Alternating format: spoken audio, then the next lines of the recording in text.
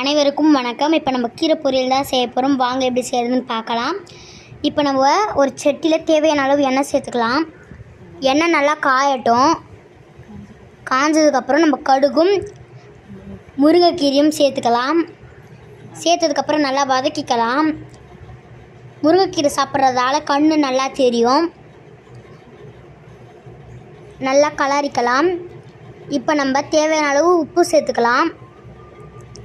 கீரையில் vitamin ABCD இருக்குது. அதனால் உடம்புக்கு ரொம்ப நல்லது. ரத்தம் இல்லாதவங்க உடம்புல இந்த சாப்பிட்டா ரத்தம் ஏறும். இப்போ நம்ம ஒரு முட்டையை உடச்சி ஊற்றிக்கலாம். நல்லா கலரிக்கலாம். இப்போ நம்ம தேவையான அளவு மிளகாத்தூள் சேர்த்துக்கலாம்.